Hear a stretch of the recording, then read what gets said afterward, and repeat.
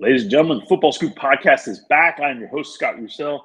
Got Zach Barnett, John Bryce, Doug Samuels, college football experts, all of them. Week one, pretty much in the books. We still got Florida State, Boston College tonight. But USC, LSU happened. To the victor go the spoils. The winner gets to dress me. Whatever. For those who can't see me, I'm in a USC shirt because they won the game because they ran the ball and threw the ball quite effectively. Gentlemen, Brian Kelly's upset appropriately. I'm going to open this one up to the floor. Anybody want to comment on LSU USC? I'll start. I think the top of line is how much coaching matters. And through one game, both head coaches changed out their defensive staffs, and both moves appear to have worked. And obviously, USC's defense was a little bit ahead of LSU's. USC got the key stop, whereas LSU did not. But LSU looks much improved, and USC looks vastly improved.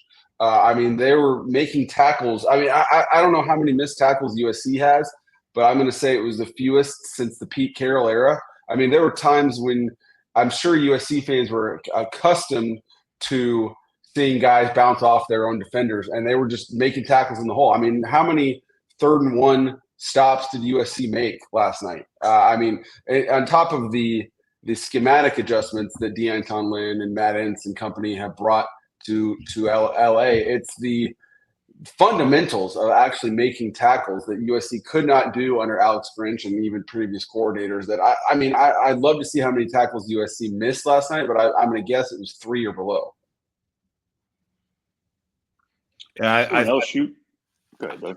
I think I agree with Zach. I felt like watching the game, there's a whole new attitude on the USC defense. They're flying around. They're playing with confidence. But to the point of missed tackles, I think that's got to be an impossible stat to keep track of. I know that there's some companies that say that they do it, but to the naked eye or to our eyes, there definitely was a whole new feel for the USC defense, just confidence and a little bit of swagger back that they've been missing for a number of years. And then for them to win the game in a Big Ten fashion, to run it right through the heart of the LSU defense, playing welcome to the Big Ten, win a football game that way was pretty awesome. Yeah, for me, it was I thought LSU damaged itself. Obviously, on the opening possession, to not get any points in the red zone turned out to be highly significant. I didn't think LSU was particularly efficient in the red zone over the course of the game. They scored 3 out of 4 times, I think, but there were some inefficiencies there and settled for a couple of field goals when they should not have had to do that. And then, I thought USC's defense not only looked incredibly more fundamentally sound and confident in the scheme, they look more athletic than what we've seen out of USC's defense the last few years. Overall, more athletic, not just 1 or 2 guys that looked like athletes, but it looked like USC had really significantly ratcheted up its overall level of athleticism. Brian Kelly obviously really ticked off post-game, smashing his fist on the table. That's 3 consecutive opening day losses. It's worth noting that none of those 3 has been a home game. They've played in Orlando, New Orleans, and Vegas. Obviously, New Orleans is a de facto home game for the Bayou Bengals. And by extension, if New Orleans is a home because of its party nature, Vegas should have been a home because of its party nature for LSU. And LSU just found a way to lose. And I tweeted this stat out. I still think it's pertinent. I still think it's incredible. And that is, through 28 games at LSU, Brian Kelly is 20-8, and through 28 games at Notre Dame, Marcus Freeman is 20-8. I know their schedules are not the same, but Marcus Freeman's a first-time head coach, and Brian Kelly's got more losing ahead of him this season. That, to me, was what made last night's game so imperative for both coaches, is that you don't look at their schedule and say there's a chance to run the table regardless of the outcome of last night's game. I don't think anyone thinks that. So a couple things. I agree with you. USC's defense really showed up, and they made some corrections and really did a nice job, I thought. LSU, first of all, I thought both quarterbacks were very good, very efficient. I'm very used to seeing Nussmeier over the years take all sorts of deep shots. They didn't call any. or he didn't unleash him. I thought that was a little surprising. I thought we had talked a couple of times on podcasts and a couple other places. LSU's defensive front didn't have all the horses that they traditionally have. They're a little thin, and that got exposed a little bit last night. I think the defense has the ability to get better. Not that they were horrible last night, the ability to get better. On offense, I think you're going to see a significant change from week 1 to week 2. I think they're going to throw the ball down the field more. I thought Nussmeier did a great job exhibiting command of the offense.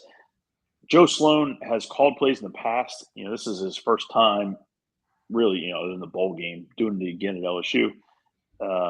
He, on some third downs, he threw behind the sticks a couple of times. And you're like, Nuss was hitting guys wide open on 10-yard, 15-yard outs and ins. Why are we throwing for 2 on 3rd and 6? So anyway, I think LSU will figure some things out. I wouldn't write the Tigers off. Yeah, and I mean, I think it's worth noting USC finished the game off with a run straight through the gut of the Notre Dame defense, but USC didn't run on on LSU all night long. USC just averaged 3 yards a carry and had about 70 yards rushing or something like that. So they didn't just gallop all over the LSU defense. And I thought Harold Perkins looked better. I thought LSU had a couple of plays that were just missed turnovers.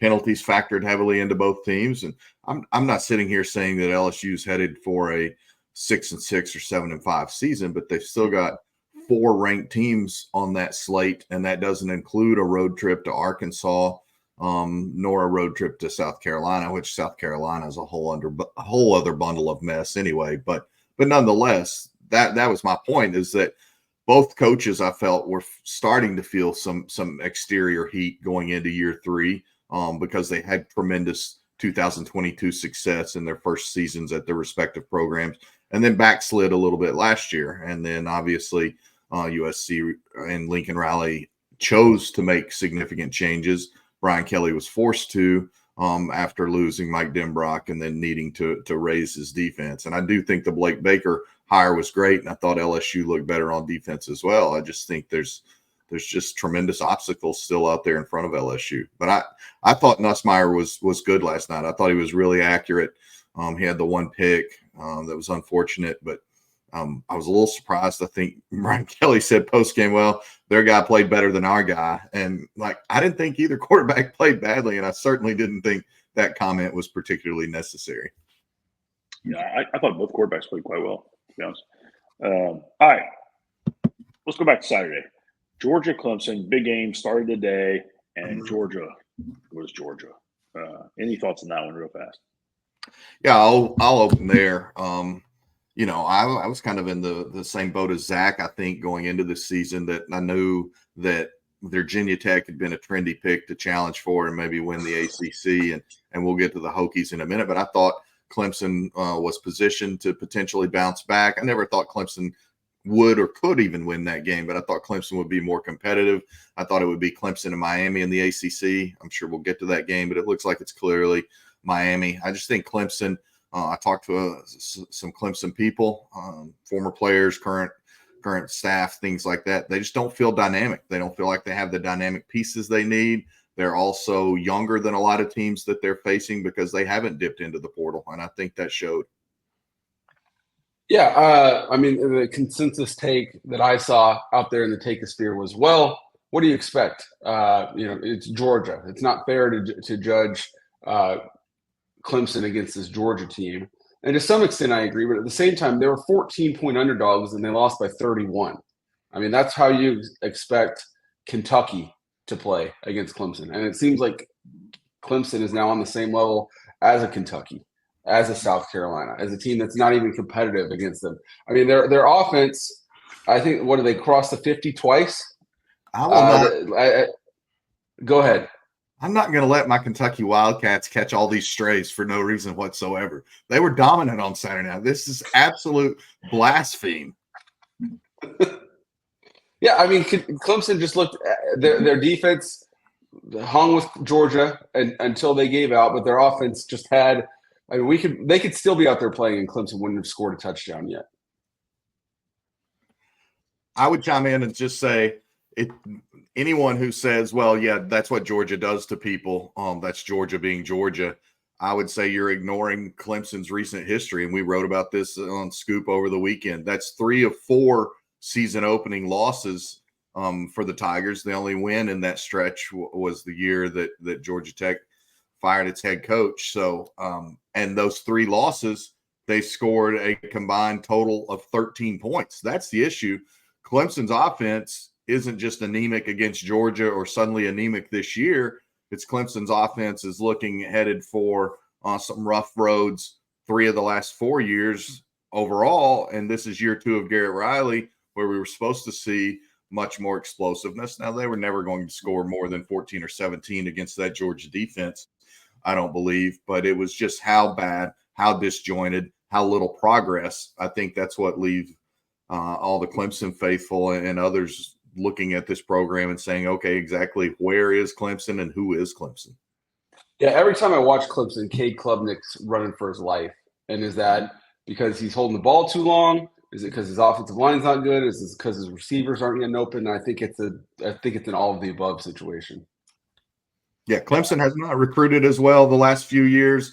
That's catching up to the Tigers. Clemson has refused the portal. That's catching up to the Tigers, and Clemson has lagged behind in NIL. That's catching up to the Tigers. I mean, we seem to be pointing at Clemson not being good enough as the reason. I want to pat myself on the back a little bit here. On our pod last week, mentioned that I thought this game was going to show how far Georgia is ahead of everyone else, and they did exactly that. After a slow 6-3 or 6-0 start at the half, that they explode for 14 points in the next few quarters. And to me, that's not halftime adjustments. Those adjustments are made after each series. That's a team that's imposing their will in the second half against a team that many believe is a top 15 team. So Georgia's just head and shoulders above. I'm going to say most of the top 10, maybe two or three teams could hang right now, but they just returned so much, and the continuity there has been so good. I think that showed up on Saturday. We could talk about that one for a long time, but guys, we got to keep this pod moving. Miami did that to Florida. I don't know how Florida rebounds, to be honest. Any thoughts on where Florida goes from here this season? A whole lot of prayer. I mean, I didn't see a whole lot of answers for coming. As Rick Pitino once said, Tim Tebow's not walking through that door. Graham Mertz didn't look great. Now he's injured. His status, I don't have an update on his status. You have a great freshman in DJ Lagway behind him, but you don't want to throw him to the fire in game 2, considering the schedule that you have coming up ahead. They had worse players than Miami across the board, and it seems like that's going to be a reality for them because we talked about their schedule ad nauseum. I'm sure you can make improvements here and there, but I don't see a lot of wholesale game-changing things coming. I mean, you've got to beat A&M. You've got to beat UCF. That's all I have to say about Florida at this point. Doug, your thoughts here? I feel like Miami they have the coordinators put their guys in positions to win.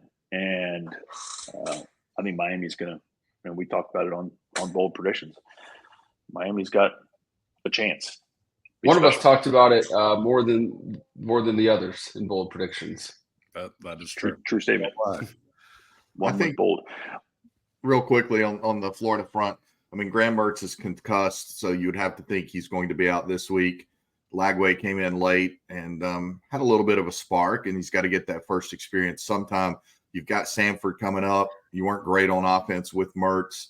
You don't want to see a guy get Wally pipped, but Lagway's the future, and suddenly, not to really anyone's great surprise, Billy Napier finds himself needing his future right now. So I don't think it's the worst thing in the world to need to play DJ Lagway this week, and then you got Texas A&M coming the week after that. And I'm not big on calling games must win, particularly in the first 3 weeks of the season, but Texas A&M at Florida will be about as must win as it can get for Billy Napier and the Gators. That's facts. Two things I want to say. One, Cam Ward was worth every penny paid to him. I mean, it was unbelievable how good he is, and he's so fun to watch, and he is a complete game changer for Miami. They probably win that game with Tyler Van Dyke. They don't win it by 24 points. Two, I hate to be morbid, but personnel people across the country are going to be watching Florida and DJ Lagway very closely, because if this season goes the way we all think it's going to go for the Gators, that he's going to be the most coveted potential portal option out there. So as far as this season's Florida might not be interesting, but there's going to be a lot of eyes on what happens at Florida moving forward.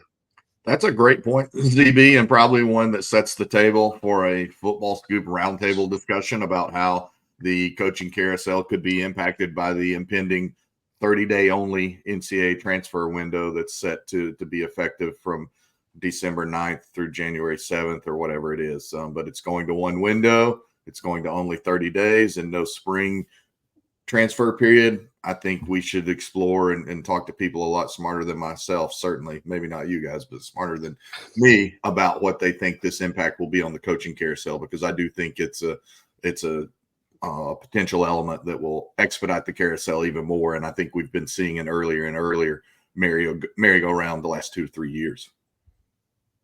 JB, give me some thoughts. You were down in College Station, Texas A&M, Notre Dame. I know we all felt this was a big game for Notre Dame, and they got it done. Yeah, I talked with Zach last week about it for his always incredible on the line piece, and elaborated then. I felt that it was absolutely the biggest game of Marcus Freeman's career, but I said if he won that game, he would guarantee himself to have a chance to coach in bigger games.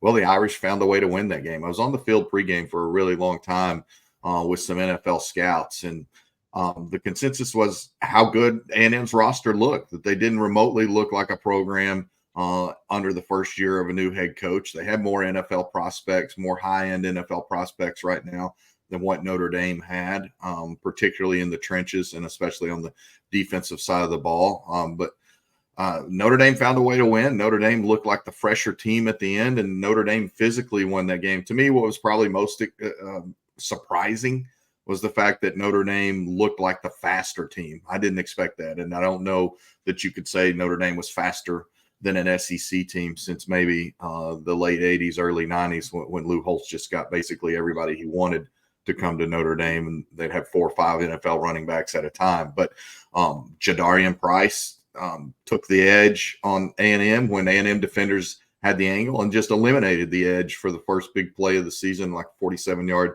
touchdown run. Jeremiah Love, they couldn't stop him, especially late when he scored the game-winning touchdown up the middle, and then Riley Leonard being dual threat. Neither team was really good offensively, but Notre Dame had like 110 yards of offense in the fourth quarter and held the ball for almost 9 minutes.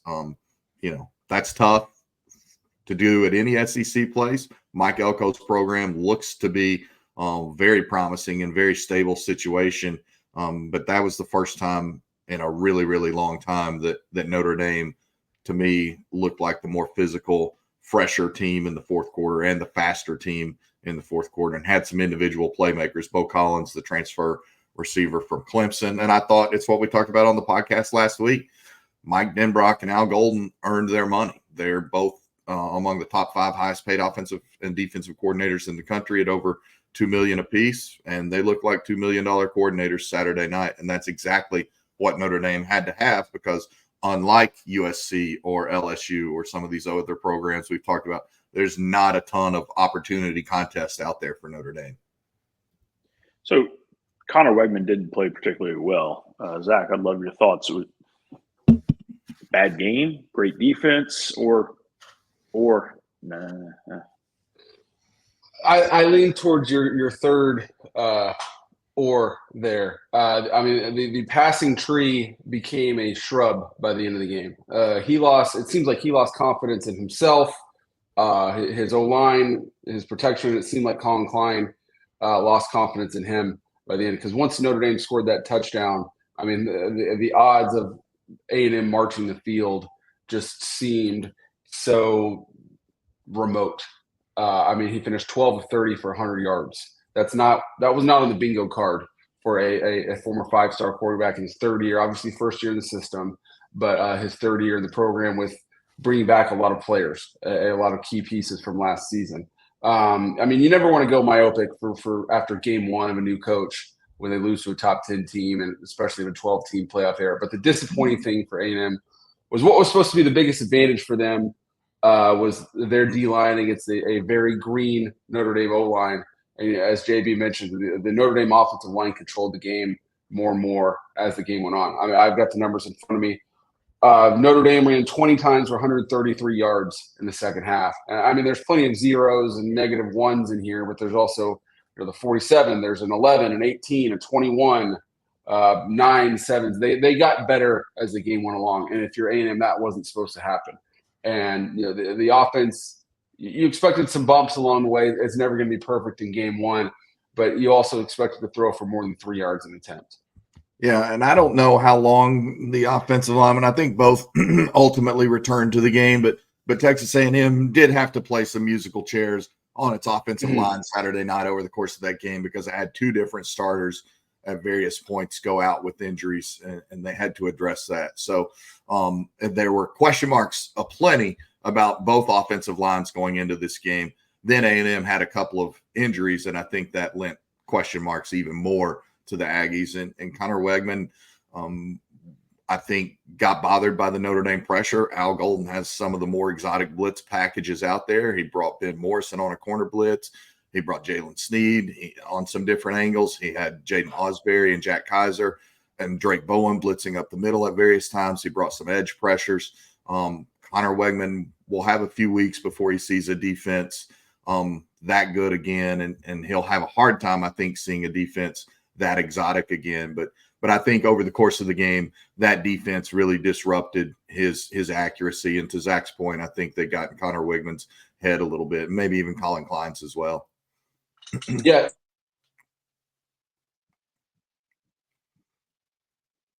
We might have lost Zach. I lost Game Zach was there. it clicked once they won the game, because you look at Yeah, am I here? I'm gonna put you on pause, Zach. I'm gonna transition us to Penn State. I'm looking at, we're 22 minutes in. Penn State, I'll tell you guys, I felt last year, I thought they were very predictable. I thought they were underdeveloped, and that's not what we saw this season. Game one against West Virginia, they looked great, unpredictable.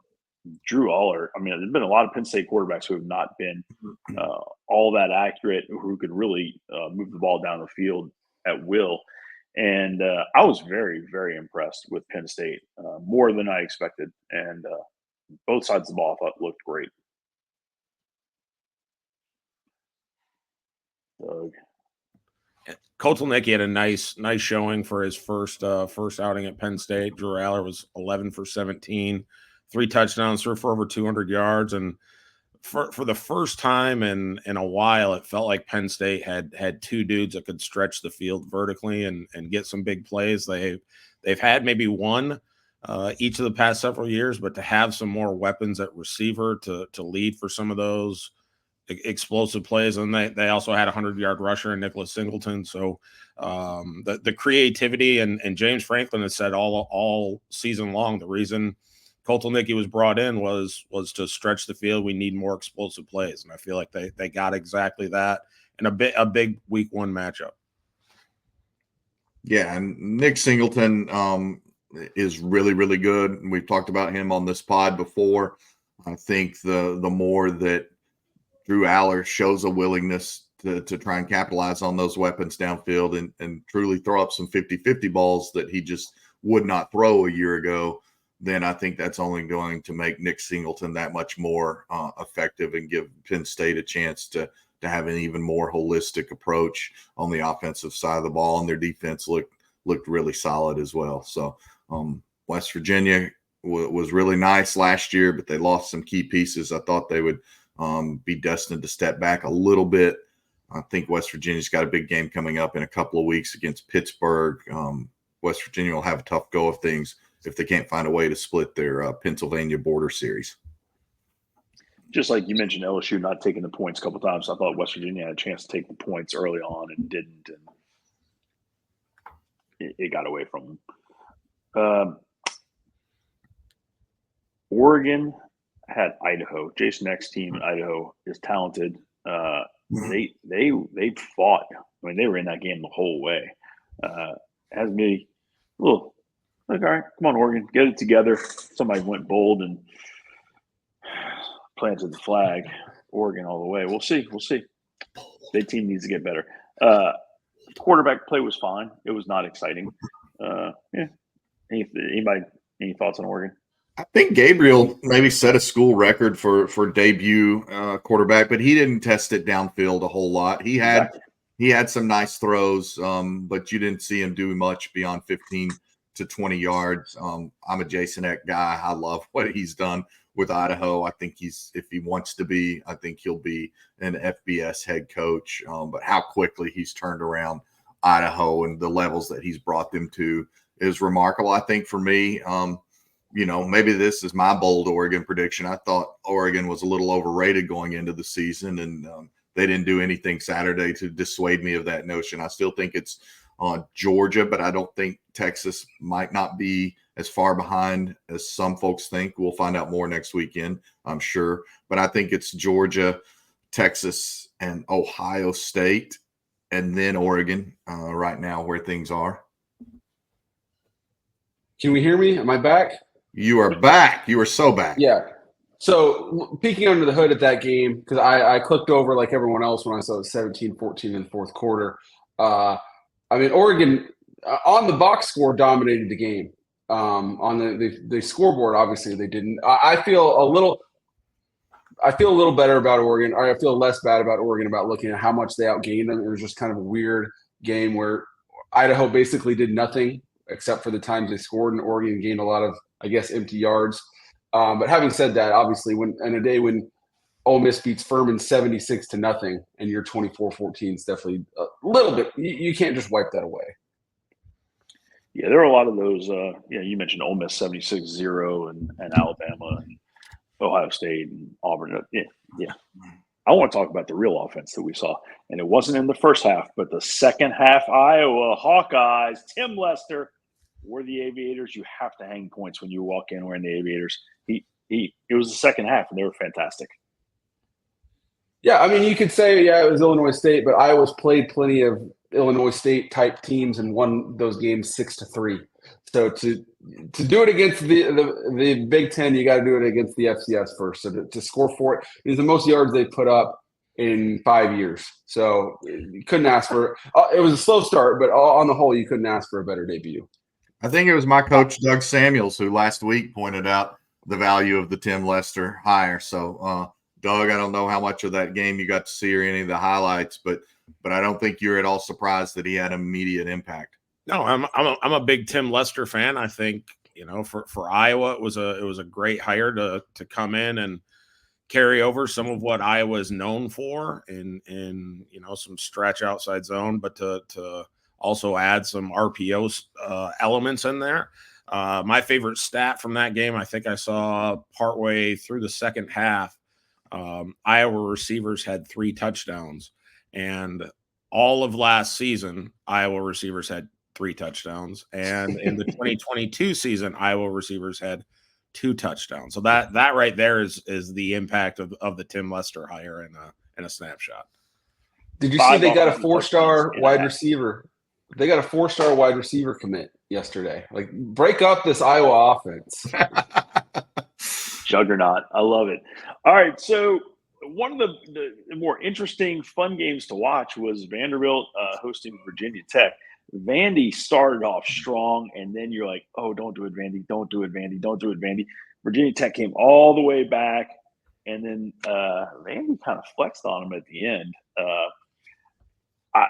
It was fun to watch. It was a different team. Jerry Kill comes in, brings a quarterback with him from New Mexico State. Kid played great. It was an entertaining football game.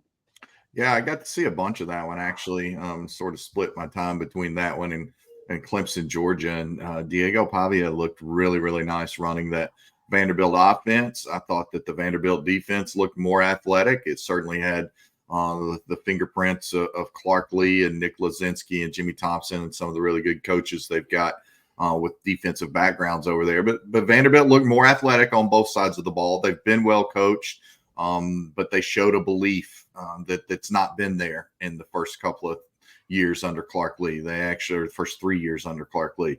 This game never should have gone to overtime. But the fact that it did go to overtime because Vanderbilt missed a game-winning field goal as time expired, and Vanderbilt still found a way to win, I think could potentially pay dividends the rest of the season for the Commodores. I mean, I tweeted this after the game, and I wasn't even a little bit joking. For me, Diego Pavia is a Heisman candidate. I mean, if he gets them to 6-7 wins, he'll have just as much of an impact on their season as Cam Ward if Miami goes undefeated, or Riley Leonard or Will Howard at those schools. Vanderbilt's not going to be in the national championship race, but they're a legit team. And we've talked about how the staff changes that Clark Lee brought in. But at the end of the day, the players got to go do it. And Diego Pavia is moxie personified. He is so fun to watch, a quintessential college quarterback. And, to go back to my DJ Lagway point, it's just going to illustrate how important those guys are. And the quarterback transfer market is going to just continue to go up and up because of the impact that guys like he and Cam Ward immediately bring to their schools. I know we've talked about the impact of Jerry Kill's addition there and his fingerprints on the program, but I think in the annals of college football in 30 years, Jerry Kill will go down as maybe the most underappreciated program builder in college football history. Like he has absolutely built up a number of programs at every level, and then to win at New Mexico State the way that he did. It's scary to think if Jerry Kill had his health, how absolutely incredible he would be to run a college football program. A healthy Jerry. That's a great point. It would be crazy. Yeah, no, I completely agree. Big part of that game, which nobody will talk about, is Virginia Tech's offense went through the quarterback and he cramped up and went down. He didn't get to play. I don't know if y'all saw it. He came in for one play. He's like, I can't do this. Right. So those last two drives were without their star quarterback. So that's unfortunate. All right. Yep. FCS ball. I think the game. Group of Five ball. That I think the game everybody was excited about was Boise State going to Georgia Southern, and holy smokes, that game was fantastic. And I knew Boise State's running back Janti was good. Oh my goodness, I didn't realize he was that guy. Wow, yeah, that offense is fantastic. Yeah, Ashton Janti actually did launch a Heisman campaign this weekend, despite where in the world is Zach Barnett Diego trying to launch one for the Vanderbilt quarterback. Janti had 6 touchdowns. I forget how many rushing yards. And Boise State sent a huge intersectional message. Boise State also dramatically compounded the miseries of Clay Helton. We said this year was going to be kind of a referendum year for Clay Helton. He's had 2 consecutive, I think 6 and 7 campaigns in Statesboro. Statesboro is the home of Gata, Gata. They expect to win down there. Clay Helton, they rallied and made it look close, but they darn near got ran out of their own stadium. Georgia Southern was better. They weren't bad at all. Georgia Southern came back in a big way. Just those 2 horses, both running backs, Boise State just blew me away. I thought they were fantastic. Yeah, and let's give the flowers to the Boise State defense as well for their contributions to Ashton Janti's day, because he needed all 6 of those touchdowns, because for a while there, Boise could not stop Georgia Southern either. Good stuff, gentlemen. Florida State, Boston College tonight, and then we turn the page to week 2. Any closing thoughts? Any other games y'all want to throw out real quick? Shout out to Oklahoma State for making me look stupid. I went back and looked at our picks page because I was proud of myself for picking Miami and Notre Dame to win their respective games. And then I saw that I had South Dakota State winning outright, and they lost by 24 to Oklahoma State. So flowers there. And also, Arizona State deserves a shout out for beating Wyoming the way they. I mean, a Wyoming program that everybody respects. Arizona State coming off a 3-9 season, lost Jaden Rashada to the portal. And, I mean, that staff has obviously done some work over the offseason. Yeah, for me, I think it's UNLV. I know, I believe Scott and I both picked Houston in the picks, and UNLV looked really, really good. We talked about Brendan Marion last week on the pod. That Brendan Marion go-go offense looked fabulous, and Houston, you've got a problem. I thought Northwestern, the experience, that was awesome. I don't know if you guys got to see it or not, but that was a really cool game day experience in Northwestern. Miami of Ohio gave them everything they wanted to. Almost got there. Great quarterback play all over the country. Some guys, some dudes. Tennessee was fun. All of the SEC, not all of them, looked really good. Arizona's quarterback is a dude. It's going to be a heck of a season. I'm fired up for college football. It is everything we want it to be and more. Tataroa McMillan, another guy that could potentially be a Heisman contender. 304 receiving yards, I believe it was, and 3 or 4 touchdowns, set school records in game 1 for the Brent Brennan debut out there.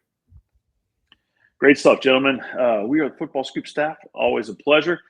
Tell your friends we enjoy these, and we'll just keep sharing. With that, we're out.